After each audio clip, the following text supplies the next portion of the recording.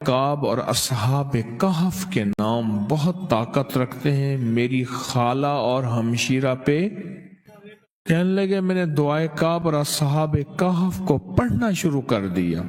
کہنے لگے جنات ہمشیرہ پہ بھی ظاہر ہو گئے، خالہ پہ بھی، حتیٰ کہ وہ یہاں تک بتاتے ہیں کہ کس نے کیا ہے کس نے نہیں کیا۔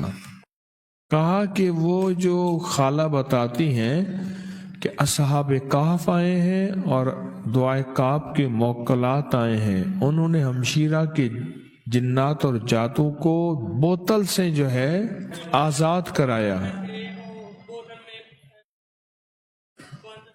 قبر میں بوتل میں بند تھے۔ کہنے لگے وہ اب جنات آتے ہیں، دوست بن گئے ہیں، اور جو جادوگرنی عورت تھی اس کو سبق اچھی طرح سکھا دیا۔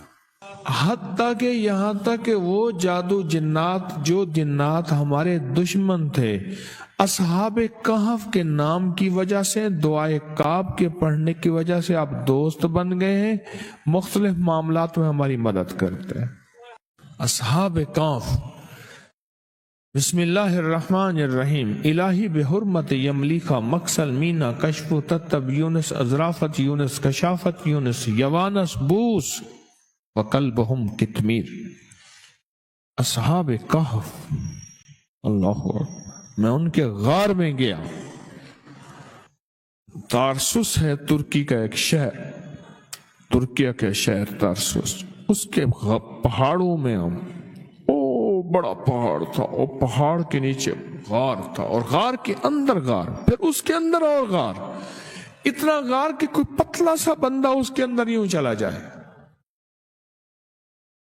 اصحاب کہف کا غار، قرآن میں سورۃ کہف آئی ہے، اور اصحاب کہف کے نام جادو اور جنات کے لیے ایسے ہی ہے، عجیب و غریب تاثیر ہے اس کے لیے، کمال تھا۔